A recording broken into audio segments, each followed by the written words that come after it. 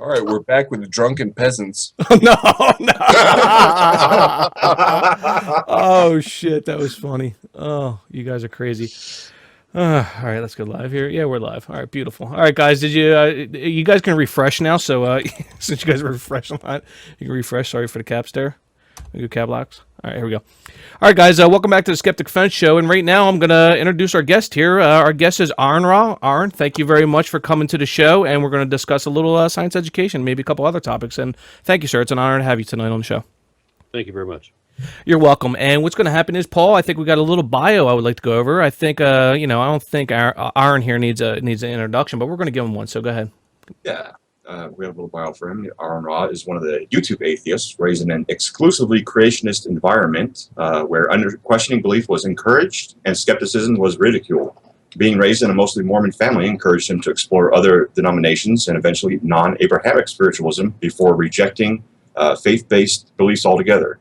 He was drawn into activism when the religious right dominated his state's Board of Education and began undermining education in history, health, science, and social studies. His videos often focus on evolution and the evidence indicating an interrelated tree of life. His series summarizing the foundational falsehoods of creationism has been mirrored, featured, referenced, and recommended by many professionals, scientists, secularists, and educators, and has attracted roughly 100,000 subscribers to his YouTube channel. He's a regular co-host of the Dogma Debate podcast on iHeartRadio. He also is on the Magic Sounds show with DPR Jones and various guests, Concordance as well as other people, and serves as Texas State Director of American Atheists. Oh, and as a special prize tonight, Aaron, for being our guest tonight, you get a pair of tickets to the next Steve Harvey comedy show in your town. Hey, there you go. How about that? That's Congratulations, great. That's awesome. Now, what am I going to do with that? He really loves people just like you. Yeah. All right. What's going to happen is here, I got a few questions here, and I want to open up with a really good question here. And I have some user questions, actually, too, Aaron, and I got a couple from our forums, Skeptic Fence Show forums, that I'm going to ask you. The first one here is, does Mr. AronRa accept that he is a chicken boy who ran like a pelted hen from an academic debate with Jason Burns and his enormity of academic scholarship? Dirt bait? Dirt bait. It was a debate. Yeah.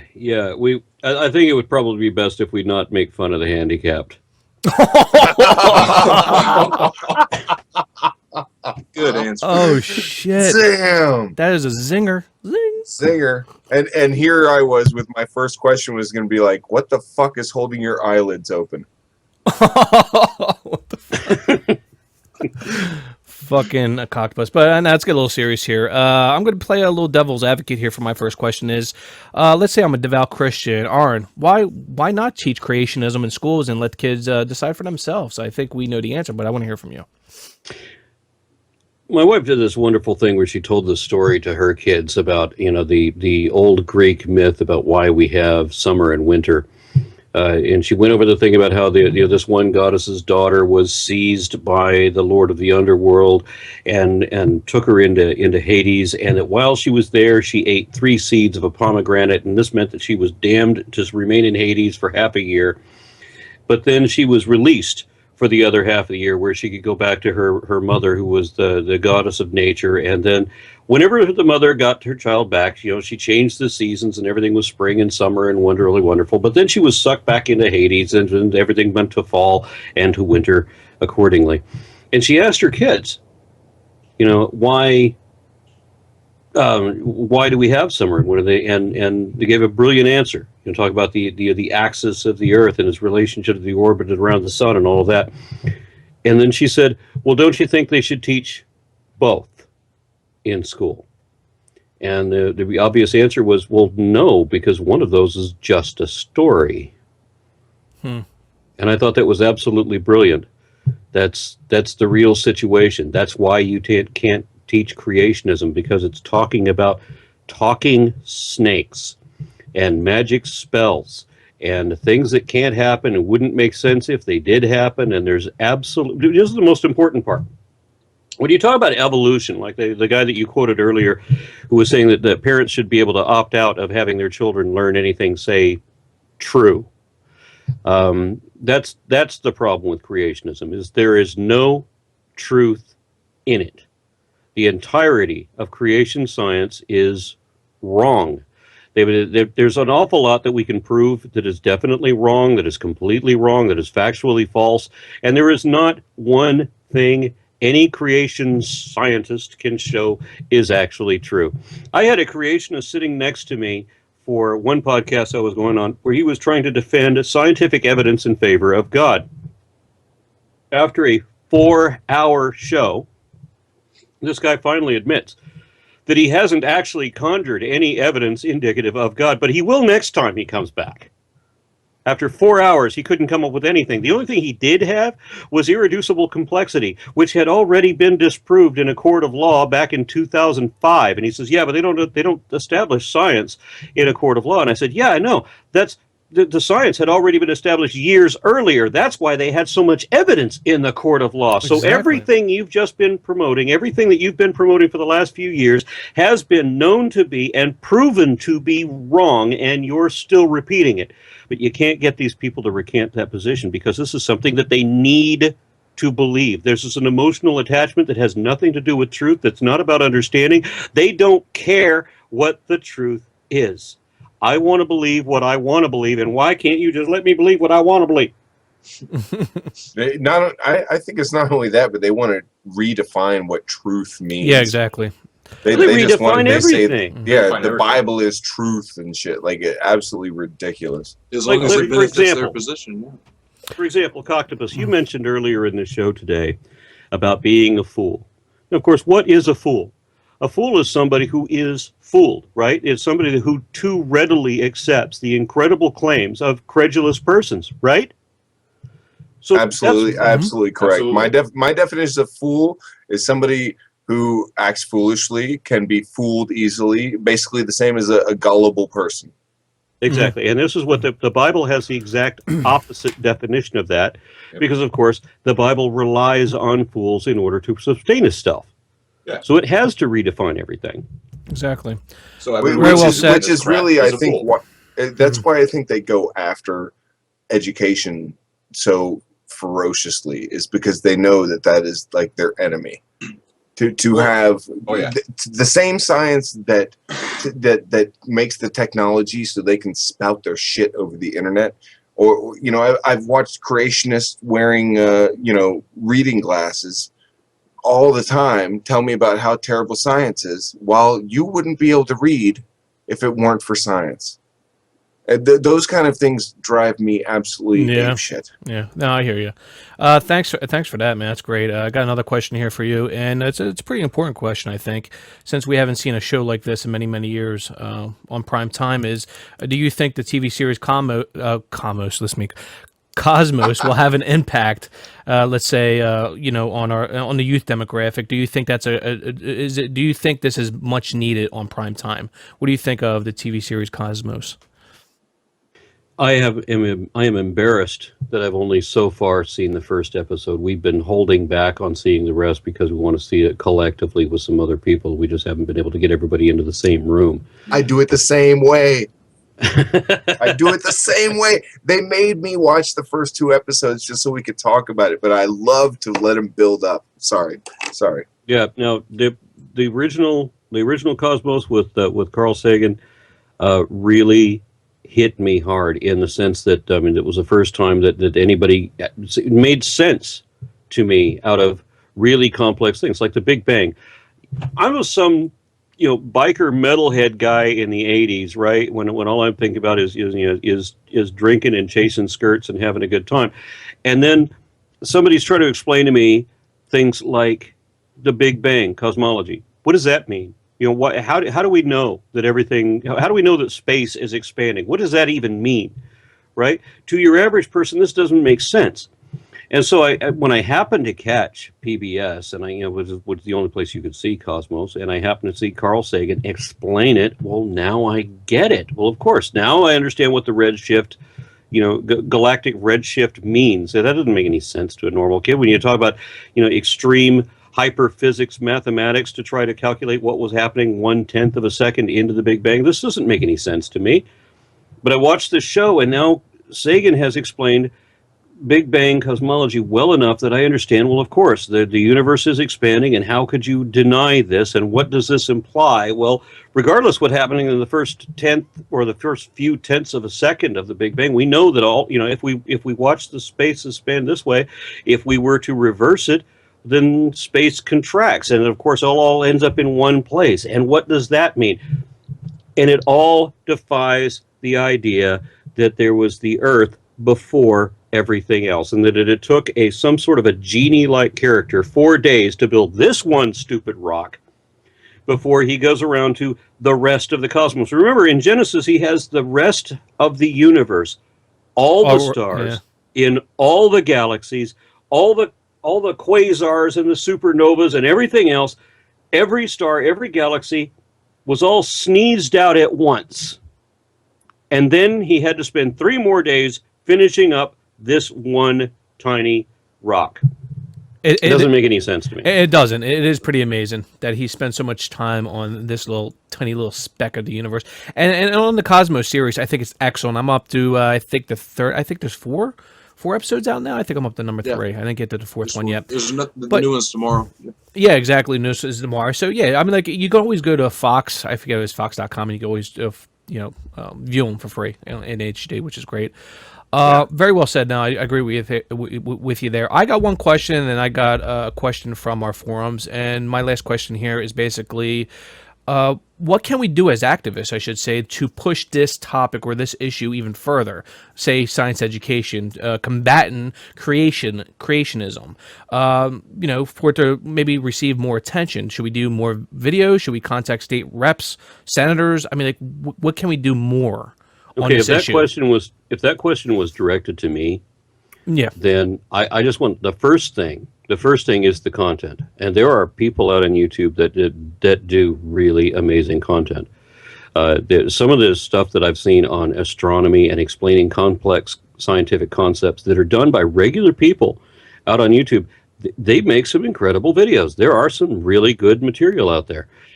That's part of it. Yes, the YouTubers should be making videos, as much quality content as you possibly can, because this is all being taken seriously. There are people with short attention spans who don't have, subscriptions to various cable channels. Television is being phased out. YouTube is taking over. Television is trying to emulate YouTube now. Mm-hmm. So we have volunteers that are producing really good stuff, and I wholly support that. Now, I'm trying to move into another avenue of this, which is, while I love doing videos, I really do, and it is an art form, I'm trying to take on the more political aspect of it. Because when you have jerkwater assholes like this guy that tells people that they should opt out of science courses, I find this completely intolerable. I want to take them on directly. I want to have a public discourse where you face these people and describe exactly what a fact is and why evolution is definitely a fact. I would love to get one of these people in a one-on-one conversation where they can't back away or run off the damn stage when they realize what they know in advance, that everything they've been selling to their constituents is complete poppycock because they were paid by whatever supporters to say this nonsense. Like that guy, what was his name? Joe Brown, I guess it was, who said that that evolution was lies from the pit of hell, and he's the science director for North Carolina. This is his position. Yeah.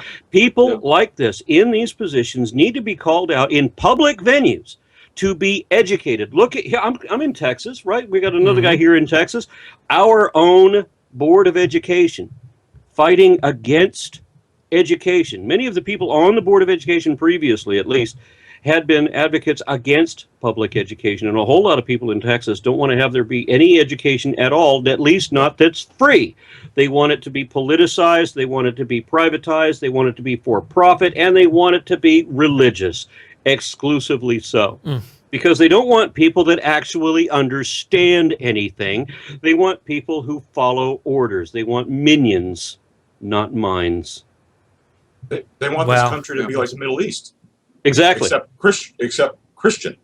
Exactly. Well, they're never going to have a theocracy here, hopefully. Hopefully. No, they would never. No, it violates our founding documents. Secular documents, by the way. That's all I got. We're a Christian nation. Yeah, we're a Creation nation. Yeah, that's a whole nother argument that we can rant probably for hours on. Yeah, I'm still getting ready for that. I'm going to be doing a presentation at Stephen F. Austin University about the commandments. Nice. And for anybody that hasn't, that you think you're familiar with the Ten Commandments, get out your Bible and read it. Exodus 20 through 34. Don't stop in the interim. Seriously, you think those 10 Commandments stop at 10? They don't. No. It continues on. And you won't believe the crap that's in there. It's like 613. It's like 600 and something. 613. If you tally everything up throughout the entire Bible, then it is 613 commandments. Yeah. But for Exodus 20, 21, 22, 23, it's a whole slew of commandments, and they're horrific. Yeah. I mean, these are not the timeless wisdom of an immortal supreme being. This is not the wisdom of a supreme being. This is not a superior being. This is not wisdom at all. This is ignorant and bigoted savages trying to argue with each other in the terms of trading cattle and shekels in the most primitive possible kind of misogynistic and sexist stances, where they have racist advantages, where they condone better treatment for Jews than for anyone else, and where they condone heinous violence under all means without any kind of justification, and where real crimes get away scot-free. You can, if you actually wear nylon and polyester blends and you order shrimp scampi, you're going to be killed for those offenses. But if you are a thief or an arsonist, you'll only have to pay a fine. And if you rape someone, she belongs to you after that. Unbelievable. Can I actually Well said. jump in there with the mixed Yeah. fabrics, because that leads right into my questions, because I was going to ask, if I bought you a set of like pink leather fringe handlebar grips, would you put them on your motorcycle? I can have them like the Darwin symbol burnt into them or something. But seriously, I want to invest in a pair of nice pink handlebar grips for your bike. That's funny. That's a good All right. Okay, on to the serious questions. I'm hold sorry. on, wait. No, I'm not done, dude. Oh, I'm sorry. You have one from the actual Yes. people who you are forum. Yeah. Yes, Go ahead, correct, and then yes. I'll get into my serious questions. Yeah, because you're next. Aaron, this question is from our forum, Skeptic Fan Show forum, and he asked, I'm curious about the future of evolution through natural selection. For instance, is our species likely to become more specialized or become more diverse? That's his question, and he also goes on saying, should there be a point when our ancestors can look back, as we do with mitochondrial Eve, and trace their entire population's lineage to a likely single individual living in our era? Apologies if I framed the question not well. He's a huge fan of the Skeptic Fan Show, and AronRa is a fan of too. Thank you. That's what he said. So I don't know if you want to answer that. Go ahead. Yeah, well, I like the fact that he asked for some forgiveness in the way he phrased his questions. Yes. I try not to be really pedantic in these tiny little particulars. Being purely speculative about whether we're diversifying, I mean, I don't see that happening. We're melding into one global interbreeding population, where once upon a time, geographic and technological barriers would set us into different tribes, and we had some degree of isolation for a time. That's clearly not happening anymore. Where in Darwin's day, it was already impossible to tell one race from another, and he wrote of that, and he said that that they all meld into each other completely, so that it's one race. And I know Ken Ham now wants to argue that too, because he realizes he can't sell the argument that his forefathers were trying to promote. I don't see evolution being a factor, regardless what happens, because we are taking over our own evolution. Now, evolution, if we left it to evolution, that would be inhumane, because evolution is a natural process that really, literally does not care about our own perspectives. And where we do, we need to take over our own genetic makeup. And it's going to be kind of like the movie Gattaca, where you had people manipulating their own genes, and they're just selecting the best examples or best advantages from each one. And that's where I see this going. We don't have to use prosthetics, and we don't have to use medicine so much as we can manipulate our own genetic structure and thus completely eliminate evolution from the equation. I was going to say, Excellent. the way our society is now, don't we pretty much eliminate evolution if we wanted? I mean, people talk about how atheists want to be social Darwinists, but if you actually were social Darwinists, wouldn't be much more religious, taking away air and the wealthy, taking away all the benefits and everything, the survival of the fittest? Wouldn't that be more? It's basically. I mean, that would be it's more Republican than we have now. It's Republican, basically. Yeah, Yeah, I read All this right. beautiful. And I don't remember who said it. I just read it today. It was somebody that said that it was more difficult to be a liberal than a conservative, because it is easier to give someone a finger than a helping hand. Very fucking it's well good. said. Yeah, it's good. Very TJ. good. All right, I've got some serious questions for you here. So we're not going to play around. You know where I'm coming. You know where I'm coming from. So you know that, like, I don't fuck around. I'm gonna bring it to you. You going to All I right, appreciate that. My first question is, how exactly is the Fu Manchu evolutionarily beneficial?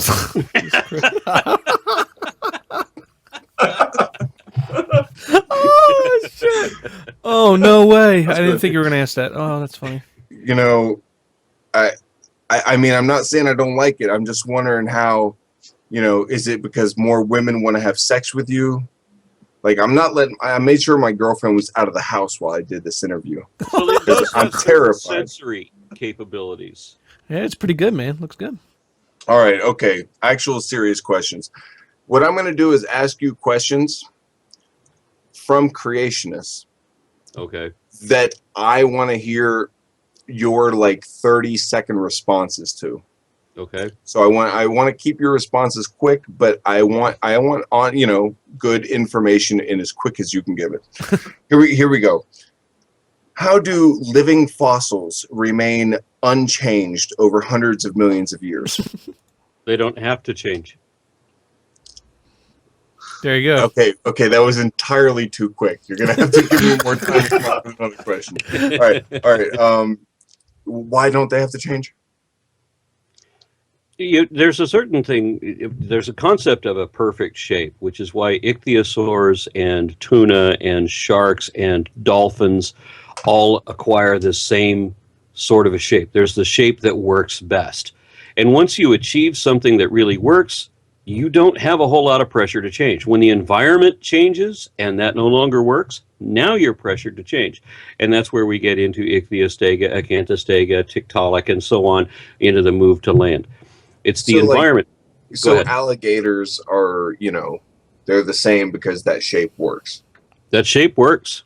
And that shape has been used by more than just alligators and crocodilians in general. That there's phytosaurs and a number of other animals that have used that same wait in water and ambush kind of tactic. I'm actually going to have to disagree with the last part there, because that sounded kind of biblical or something, and it doesn't go with what I want to hear. So, all right. Okay, he's going to reject it because it doesn't go with what he wants to hear. What show am I on? The Coctopus Makes a Fool of Himself show. Yeah, exactly. Here, I'll ask you some more. Because science, by definition, is a theory, not testable, observable, or repeatable. Why do you object to creationism or intelligent design by being taught in school? All theories are factual, testable, repeatable, verifiable. Mm-hmm. There you go. Nice and easy. Damn it, man. It takes me way more time to find the question than it does for you to answer it. Which is I've already made a video on this. I know. It's AronRa. It's soul balls, man. I know that you made a video on it, but I didn't think you'd make it so goddamn clear. It's like, all right, what about noetics? Oh, no headaches. Yeah, I wish that we all had Spock-like mind powers. I wish that psionics actually exist. I wish that Jedi could really do the stuff that they say that they can do. But unfortunately, all of that magic sort of psionic woo is not really real. There's no such thing as telekinesis or telepathy or any of that, unfortunately, which is why I can no longer be a member of my favorite religion, which is Jedi. I kind of think you're that's wrong. actually a religion now. You know that guy. You know I that? totally think you're wrong because right now you've got me spellbound. Seriously. Oh, damn, man. That Fu Manchu is never. And you're sipping that dark red wine. That's not wine. It's not wine, dude. What is it? It's Russian beer. Beer. He showed it. It's Oh, in a yeah. black I thought you bottle. were telling us you drank something earlier, not that you were No, drinking it's something. Baltica number 6 porter. Nice. How much is that a bottle? I bottle. don't even know. Yeah, it's right because it. We don't go doesn't buy say so 6 in the- packs. We buy them by the bottle. It doesn't say so in the Bible, so he doesn't know. Yeah, and people give me crap about it because if you drink Baltica, then Putin wins. Oh, yeah. Well, he's Oh, going just to win anyway, but that's just because God said so. Yeah, TJ, you got more, right? I've got like 2 more, and, Okay, then good. and then I'll let you go. We're good. Good. Is it completely illogical that the Earth was created mature, i.e., trees created with rings and Adam created as an adult? It's only as illogical, and I'm going to stretch my answer out just for you. It's only as illogical as creating Adam with a navel and with nipples. With nipples. Or here's a better one. God created Adam with a penis, and more importantly, with testicles, yet he forgot to create for him a helpmate. Now, why would he create the testicles if he has absolutely no use for them? Oh, no, there's use for them, but, the other use is not till later. When No, he actually, technically, as soon as he ate from the fruit, his balls dropped. And why is it? Yeah, somebody else what the mentioned fuck? this in the chat. Why create the foreskin? I don't know if anybody's done any Gnostic exploration of the scriptures, but the Gospel of Thomas from the Nag Hammadi library has Jesus criticizing all of the Jewish traditions, and Jesus argues against circumcision, saying that if we needed to cut the foreskin off, why would God put it there? Yeah, I love the Nag Hammadi Gospels. Yeah. Gnostic Gospels. Yeah, they're great, Classic man. shit. All right, I've got one more for you. Are you scared of a divine creator?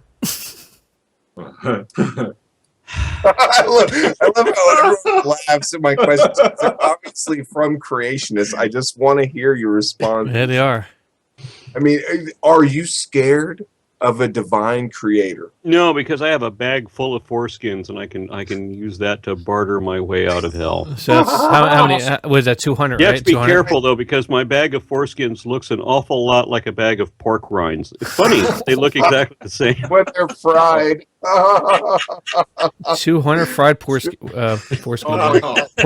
My question to people that would ask be, if people are total scared mistake. of a divine creator is, do you think yours is the first divine creator story? Are you not scared of all the other divine creation stories? Like, I don't even have to use any kind of argument other than some simple base logic and to make everything they say look absolutely foolish, while you, AronRa, do an excellent job of using actual science, actual research and shit that I am way too lazy to do, which is why I am one of your You're way biggest lazy. fans, and I'm really glad we had you on the show. I'm going to pass you off so that someone else can ask you some questions, but Yeah. I really, really appreciate it, man. Yeah, thanks, Aaron. Yeah. Thank you. Paul, I think you're next. Yeah, I wanted to know what you thought about the recent. I think it was a report that came out. The people published that the Black Death wasn't carried by rats, but it was actually airborne. Have you seen No, I that haven't or seen read about anything. No, the only thing I ever heard about that was that the Black Plague was carried by fleas rather than rats. Yeah, the And- fleas on the rats. I'm sorry. Yeah, and I used to live in areas of New Mexico where bubonic plague is actually still prevalent and is still carried by fleas. Yeah. See, I wanted to know what if you actually had read about it, what you wanted, or if you knew anything about it, because people are actually these people are saying that because of the rate of spread and the just the amount of people that died from it, there's no way it could be spread from fleas. It would have to be spread airborne. And they published this report recently about it, but I mean, the areas that I'm know. talking about, the areas that I'm talking about living, I mean, they were always flea festation. It was the only way it was ever transmitted. And we're talking about wilderness areas in New Mexico where an airborne virus really wouldn't work. You know? Oh yeah, well, but back during the Middle Ages, during Dark Ages, say when they had the big problem in Europe, they according to these people, it was airborne, not. Yeah, I'm sorry, I don't have anything useful or worthwhile. Yeah, no. It's just because you would know that better than I would, definitely. But what in Texas there is what's going on with the Board of Education? Because I know there was a problem with, or there's always problems with Board of Education. But are you guys haven't made any progress with the textbooks, with getting people who are definitely not science savvy off the board? We've done we've done a lot in that direction, but unfortunately, it's too little, too late, because there are way too many loopholes that people are using to get around that. There are here in Texas, there are a couple of dozen different school districts which have found a way of using biblical studies to present the Bible as fact, and there are a number of other programs going on in different states. And I'm doing the presentation on the unholy trinity with Matt Dillahunty and Seth Andrews of the Thinking Atheist community. And I talk quite a lot about this, about how creationism is spreading in all these different schools, and it is currently being taught legally in public schools in Louisiana, Arizona, Arkansas, Colorado, Florida, Georgia, Indiana, Ohio, Oklahoma, Utah, Washington, Wisconsin, Tennessee, and Texas. Using different loopholes in each state. But they're all finding some way in which they can promote their mythology as if it were legitimate somehow. And in every case, it seems more logical to them that snakes can talk than it even matters the fact that we can prove that we are biologically apes. It's pretty fucking sad, huh? These delusions, huh? Yeah. I don't understand the need to believe something. I really, that's the part that I can't get.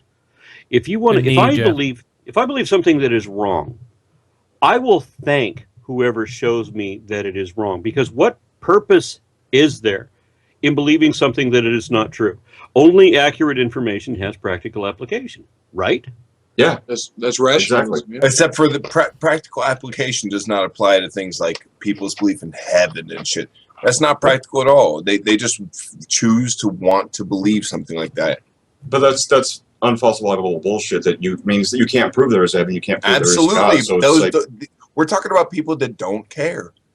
Yeah. They don't care, and they know that the less people that believe in their bullshit, the less influence they have, which is why they want to influence our children and our politicians and everything else. Mm-hmm. I don't know if you've ever definitely matters. I don't know if you've ever encountered people of this kind, but I've seen people when their position is proven wrong. They will immediately say, well, these may be what the facts are, but I prefer to believe this. Wow. Exactly. I've seen it plenty of times. My own family, I've dealt with people like that. Yeah, my ex-wife. I'm my wife, subscribed I to should say, this one creationist. He's got a Fu Manchu, and he just talks the craziest shit, man. Where is there another person with a Fu Manchu? Really? I'm actually loving this. in the middle. I don't know. I'm actually in the middle of re-watching your full foundational falsehoods of creationism. That's your Like the 3 hours long straight, all of them in a row. They were epic, man. They are epic. Halfway through, I did that for this show because I was like, I haven't you haven't put a whole lot of videos out lately. So I was like, I'm gonna go watch some old school because that's why everyone fell in love with you, right? To be honest with you, I'd rather have Aaron do what he's doing now, going to city, town to town, and speaking at these universities instead of doing videos. To be honest with you, because you're doing a wonderful job doing what you're doing currently. No, I think at least. I'm not saying he's not that. doing a great job, but damn it, I can't be in every city every time, and I still want me some AronRa. Yeah. No, I agree. Yeah, we want those videos. I really loved doing AronRa. I'm sorry, Run. I really loved doing those videos, and I love the rare opportunity when I get to do them. There's a couple of things that I have to prioritize. I've been working on a book version of the foundational falsehoods of creationism, because in every one, much like I noticed with Carl Sagan's Cosmos, in the original Cosmos, there was very few errors, but there were one or two, and I was really glad that they could address those and correct those. And I mean, this is the way science works. And in every one of my videos, there's some trivial error here or there that needs to be corrected. And in the book version, that's all being done. And I love that I get a chance to do that, but it takes so long to finish these up. And then the activism doesn't stop, because look at this political climate that we're in. Something needs to be done, and I'm doing the very best that I can to address these people head on. And it's not just a matter of educating the masses, which I think YouTube offers a wonderful advantage in that. When you can do a video in many cases only 10 minutes or so, which completely explains a situation beautifully and eloquently, and very often with more skill and knowledge than I possess. There's a number of people I could point you to that their knowledge of Scripture far exceeds what mine ever will. I'm really impressed with these people, but I want to take on the real idiots who are behind the steering wheel of our government, and that's where I see the problem being right now. You picked the right state. Yes. Yeah. That's why I got to appreciate what what's his name, the Barking Atheist, Daniel Moran is doing. I think he's doing a wonderful job. Hopefully, he can get into some kind of political, some kind of spot over there in Texas. I think it's in Texas, right? Yep. So hopefully, I wish him the best of luck. We need more people like him in power. Oh, and it looks like the reason you haven't heard about that is because it's not a peer-reviewed report. So, I'm sorry, going back to the plague thing, because we're talking about how facts and truth matters. It's not a peer-reviewed, and that's why you wouldn't have heard about it, because it's probably just bullshit. Yeah, one of the other things I got to mention is a lot of people ask me for books that I could recommend, and this is a very embarrassing question for me, because for the last few years I have read articles, but I haven't read any books. I wish I could say that I did. I wish I could recommend a particular author, but I really haven't. It's all been science articles and that type of literature, and that's really been pretty much it. You're basically leading the life of a lawyer, like having to go over documents like over and over and over again, and just to advance your case. Well, what I love is when people bring up when creationists cite science articles on their behalf. And this will happen in live debates an awful lot, which is why I do not advocate professional scientists debating creationists. Bill Nye did a spectacular job, and I'm really impressed that he did, but I was expecting terrible things, because I've seen the way creationists manipulate an argument. When they will pull out of their ass some kind of thing, but they'll cite some scientific story where they found X fact, whatever, which completely supports their argument. And how do you deal with that? And how are you going to respond on the fly in front of a live audience? In every such debate that I've ever had, and I've made sure that they've been in writing, this gives me the opportunity to resource whatever it is that they're citing and read it. And I had one argument famously with Bob Enyart of Denver Bible Church, and he cited 7 different scientific papers. It's all supported that the idea that there was non-decomposed original biological material from dinosaurs, showing that they couldn't be more than 6,000 years old. And in all of his citations, I read through everything that he had claimed and found it's not there in any of those statements. Now, will he recant? Will he admit that he's wrong? Can he show me the line out of the paper that supports him? No, he cannot, because everything that he is promoting and everything that all of them are promoting are complete bullshit. Strong. I don't know what it is about. Why do they want to believe this ridiculous fable? And I don't know what it ties into about being able to pretend that you are the reason that the universe exists, that God created everything just for you, and as soon as you're dead in this generation, Jesus is going to come back and wipe out everything, so it doesn't matter what kind of a world you leave for your heirs, because it won't matter, because there's literally no future to look forward to anyway, and we don't have to be responsible for our actions, and that's what creationism seems to be all about. And they call us entitled. Exactly. And we're the ones who are egotistical and Arrogant, self-centered. yes. That's right. Yeah. Yeah, Atheists are arrogant. we're the world revolves around us. They say that you want to be your own God when they're saying they're best friends with God. This is what pisses me off when it comes to the second coming of Christ is you don't have to worry about what happens afterwards. Fuck that. It's hell. Who gives a fuck? Let's not worry about global warming and all this other shit. Because the second coming is coming to my generation, just like all the other previous generations, all the way back to Paul. We go all the way back to Paul. That's why I'm so happy to have Bart Ehrman on, because I got so many fucking questions I want to ask him. But yeah, it's just all these generations. I'm going to be with you on that show, by the way. I'm going to be tuned okay, in. cool. Yeah, it's fine. Sweet. Yeah, it's going to be fun. Also, It's hard to get him on. He's a hard guy to interview, but I'm happy to have him on. But it's I got to awesome. give Oh, you yeah. kudos for Thank getting you. Bart Ehrman on. I've never actually spoken to him. If Neither I have I. could, I attended a history of world religion class, which was an excellent class. I absolutely loved it. My son tried to take it later, and it was with a different professor, a creationist who just jacked everything and made it have absolutely no value at all. But the original version of the class was taught based on Ehrman's work. So I want you to just try to imagine and bring this up with him when you can. The class that I took on the history of world religion was based on the work of Bart Ehrman, and this is a college class. Just I'm gonna throw that out I'm writing there. that. Yeah, I'm Yeah, writing that it's like a down. show. Yeah, definitely. Yeah. You're more than welcome to stop by if you want and ask him a couple questions, Aaron, if you want. If you're free. thank you. I If you're free, appreciate that's that. fine. I'll hit you up and remind you, because I know you like reminders. Yeah, and then we can argue about whether there was a historical Jesus. Yeah. and we are equally good It's- to our guests as they are Yeah, to us. exactly. We just You had take the time to be here. We're going to take the time to consider you in the future. no, absolutely, Especially a lowly person like you, AronRa, who has so few subscribers. I'm surprised we didn't make you Skeptic of the Week, because I mean, you're so unpopular on YouTube that you Yeah. really this new up and coming guy, AronRa. yeah. All right, let's get on to Drew. Drew, I think you have a couple questions to ask Aaron here. Let's go. Rock and roll.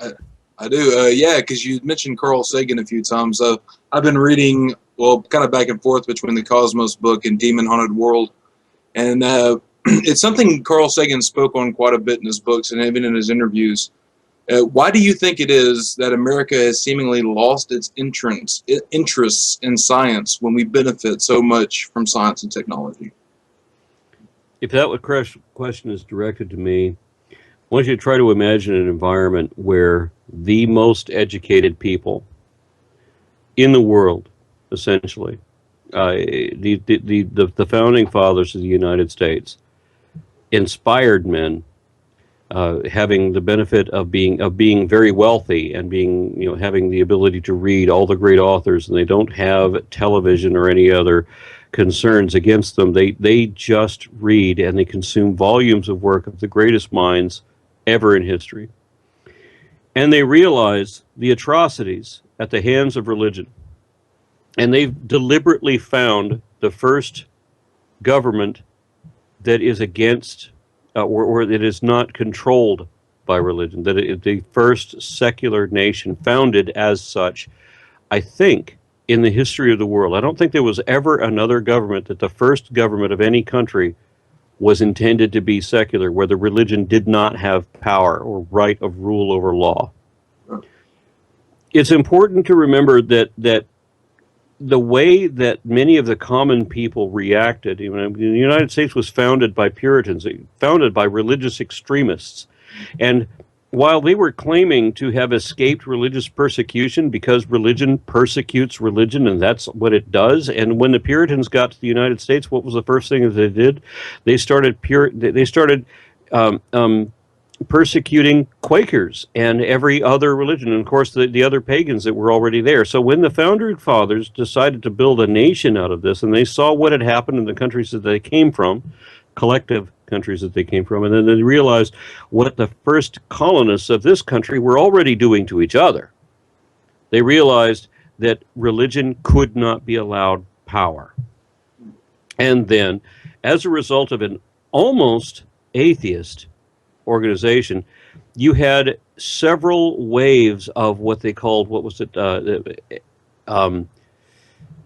can't remember what these waves of religious resurgence, revivalism, religious revivalism, waves of it. There were so many different conventions trying to un-atheist the United States, until we get to the point where people don't understand what the power even is that they wield that made our country great. And now they become complete followers. And exactly the same thing has happened in Greece and in Alexandria and in Rome and in every country that once led the world in democracy and science has been overruled by the disease of religion, and they have all collapsed, and some other realm, some other world power has arisen that has managed to shake off that shackle and become dominant. And so I don't know what's going to happen to the United States. I wish that we could break that mold, and there's a lot of people within the U.S. that realize that this is happening. Yeah. One other comparison to draw, which doesn't directly relate to the question, but I want to remind people that the United Kingdom was 100 years ago where the United States is now. They were hugely ethnocentric. They were very sure about themselves. They dominated the world. The sun did not set on the British Empire. And while England is not now the world power that it was 100 years ago, they are far more mature than they were. They were where we are, and I hope that we will be in a level of maturity on a national level where England is now. Absolutely. Mm-hmm. And it brings me back to something I want to talk about real quick, and then Drew, you can ask your other questions. Is when we just had Peter Boghossian, I should say, on the show. He's a good guy. He's a really cool guy, very laid back guy, and that was a great friggin' interview. I loved it. He was saying basically, and I read his book, Manual for Creating Atheist, and it was a great book, and he talks about the faith virus. And it's like, it's not a term that he dubbed. It was dubbed, with Dawkins and other people, that it is basically, it acts like a virus. It goes from one person to another, to another, to another, the indoctrination process and all that. And that's what we need to combat, and we can look at the youth generation right now where, they're the best demographic on right now with non-belief, being the non-religious demographic or not affiliated. And we got to keep it that way. And we got to keep on targeting them, because this ain't going to happen in our generation or even their generation. It's going to be many generations, actually, many generations before, I would say, religion becomes a minority, or Christianity becomes a minority in the United States. I think that's my own personal opinion. I think we can look at the graphs out there and see what's going on currently. So that's all I want to say. I mean, the more atheists there are, the more children out there that won't be indoctrinated into something, and that's more people to spread the more people will know faith in the future, because I don't think anyone now can say that they're like, I know an atheist. Like, a lot of people don't know an atheist, and in the future, I'd like to throw one other thing out. Yeah, good. And I'm sorry, I didn't mean to step on you there, Coctopus, but I know atheists who believe in homeopathy, who believe in spiritual healing, even though they don't believe in a God, they still believe in spirits. I know atheists who believe in extraterrestrial invasions from reptiles from the Sirius star system. Reptilians, just because you are an atheist, just because you don't believe in a God, doesn't mean that you don't believe in all kinds of other pseudoscientific woo. When I was a child, there was a TV show called Perry Mason, and most people who are not as old as me will not remember it. But there was the lead character was somebody who was nobody's. I got you, Perry Mason. You do remember it, Perry Mason. Perry Mason. He always gets his man, but he's too fat to chase him.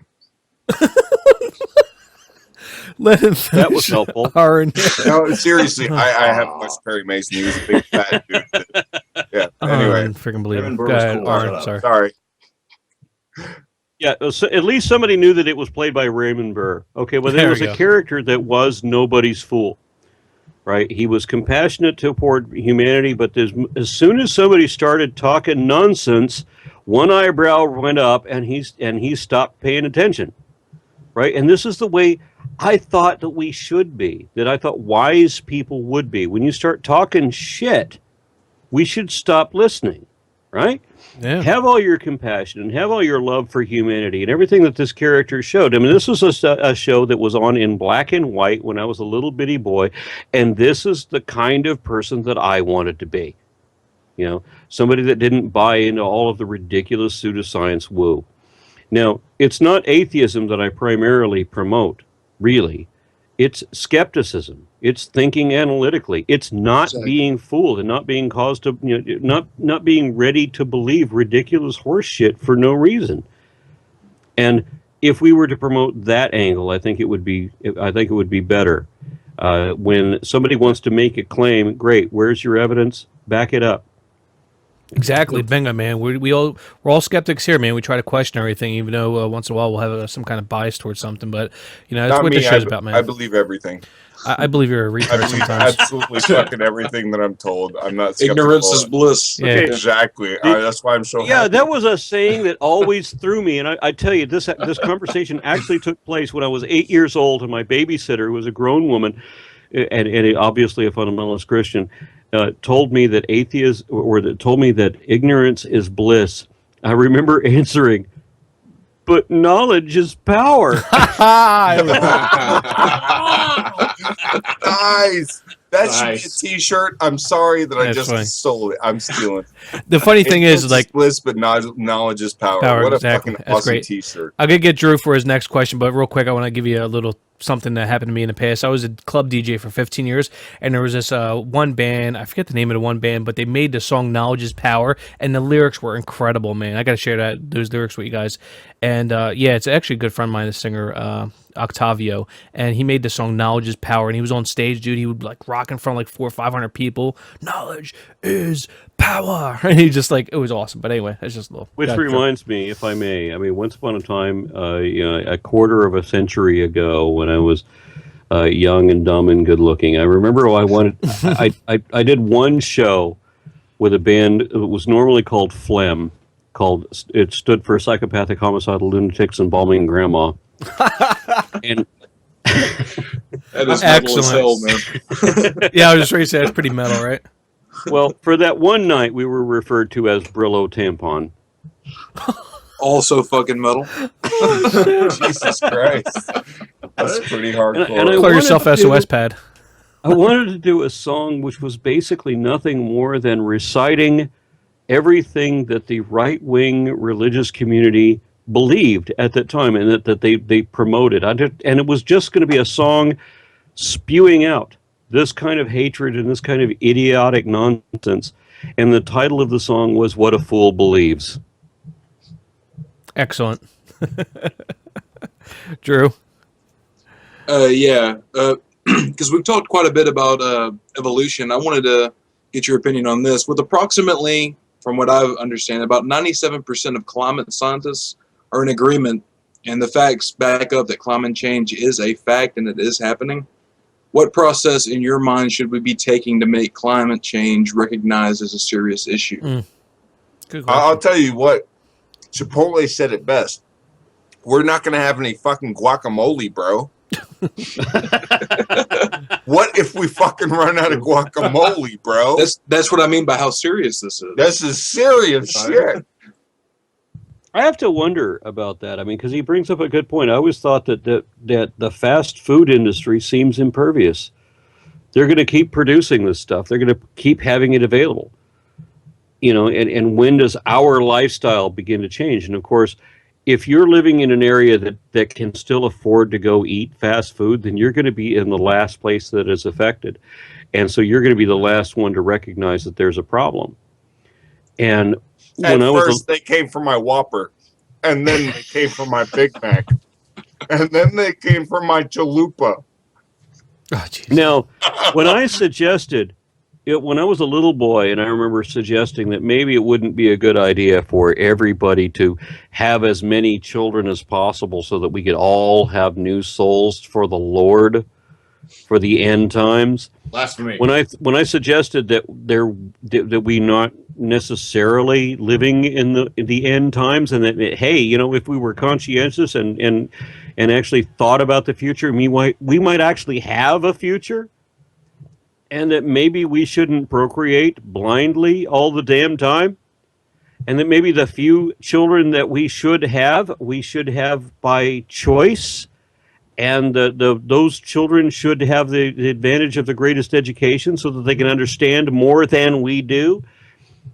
Everyone in my circle, everyone that I knew, all my babysitters, my family, everyone, looked at me as if I were performing genocide, as if I were one of the hyper criminals. You want to suggest that we have controlled breeding? What kind of a Hitler youth are you? Right. No, exactly. Yep. Drew? All else I was going to say, next time you are in Houston, Aaron, I've got to come out and see you, man. I wanted to go to the Ken Ham thing, and I wanted to go, I had my chance to see, I think you were there. Dillahunty was there. It was back when Hitchens was still around. Hitchens and Dawkins were there. What was it called? The Free Thought. That was one of the best conferences I'd ever been to. I feel like it's such an honor, not only that I was in a room having dinner with Christopher Hitchens, but that I stood next to him. I never actually met the man, but I stood next to him as he was talking to the Crumpacker girl, giving the list of books that she should read. And it's a sad thing because I was signing autographs on T-shirts and things. I was standing next to Richard Dawkins. We were both signing autographs on T-shirts, and I thought that was a wonderful thing. But I really was there to meet Hitchens. And when he was done talking to her, I reached out my hand to shake his, to introduce myself. And it was that moment that Dawkins swept him up to take him to the hospital. Oh, man. And so I never actually met him. Damn. Wow. Yeah.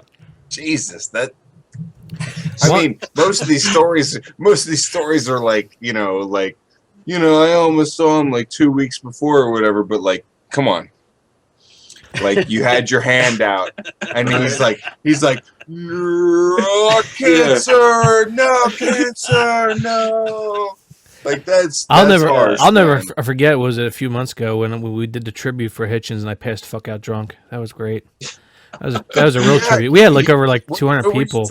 You were drinking Johnny Walker. Yeah, I was drinking Johnny Walker Black, a half a bottle, man. Oh, I was fucking gone. Motherfucker, I show up to the show a little bit late, and there's like Passed out. a splash of fucking liquor left in this bottle. I'm like, yeah. so how full was that at the beginning? He's like, no, I cracked this at the beginning. Yeah, Dark Matter. Yeah, Dark Matter 2525 was there. A lot of people. It was awesome. Cracked this early. I'm like, Aaron, it was like a TJ, Dark Matter 2525 was in the call. A lot of awesome, I don't know, maybe DPR Jones was there. I think there was a couple other people in there. It was a fun time. And yeah, I passed the fuck out on the keyboard, man. Gone. I went to this Hitchens would be proud of me. I went to this conference in Boston where they brought in this huge bottle of Johnny Walker Black. I mean, it was like a milk jug. And the handle, the straight up handle. Yeah, and we're supposed to finish this bottle, and I look around the room, and there were 5 of us. That's great. Guess it's getting alcohol poisoning. That's tough right there. Well, I'm glad I'm not driving anywhere. Exactly right, man. No, that's excellent, man. But guys, any more questions, and we can wrap it up? Or man, I want to be the first to thank AronRa one more time for taking the time to be here. And bro, I mean, I've been watching your shit for a long time. Knowing that you're subscribed to me makes me want to post some more videos. Yeah, I want to apologize. I want to apologize for that, by the way, because it hadn't occurred to me until a month or two ago. I saw some video that was for you that was linked by somebody else, and it struck me that I wasn't subscribed to you. And I don't know how. It's like I used to be subscribed to a lot of people that I'm not subscribed to YouTube. anymore. It's a problem with YouTube. Awesome YouTube right there. YouTube, Yeah, I've gotten Living Dinosaur. You know who he is, right? Oh, yeah. So he left a comment on my channel saying, man, like, it came to me that I hadn't seen a video of yours for a while, and so I come to see your channel, and I see that I'm unsubscribed, and I missed like 15 videos. Like, they just fuck with you so bad, and it really does suck that you have to go check on your regular subs. Yeah. The only redeeming factor is that when someone comments on something or adds you in a circle or whatever, you might actually see that video come up in a recommended video or whatever. Would that be a cock ring? If I could, if we're going to do our closing comments, let me just throw out there that I'm going to be doing with, I'm working with Matt Dillahunty and Seth Andrews of the Thinking Atheist. We are going to be doing the Unholy Trinity Tour. We are going to be doing Albuquerque, New Mexico, which is at the end of this month. And then we're going to be doing San Antonio, Texas, which would be the last city of this tour. And that's going to be on the 28th of June. And I really want confrontation. I want religious communities coming out there. I will be May 3rd in Albuquerque, New Mexico, June 28th, San Antonio, Texas. If you've got somebody that thinks they got the truth, let them come to this show. Let them take us on, please. Absolutely. And what I'll do, Aaron, here is I'll put all the links that pertain to what you just said, and of course your website, AronRa.com, and I'll put all those links down in the description box when this video comes out tomorrow. And Drew, go ahead. And if you will print all that out on flyers, we will all go door to door and hand them out. We'll spread the word, the good word. Just in case anyone in Florida is driving to Texas that week. Spread the good word. If they weren't going to Texas, they will now. Because they got the truth. Drew, closing comments, and then Paul. I'll be like, you get to see this Fu Manchu live. Good, Drew.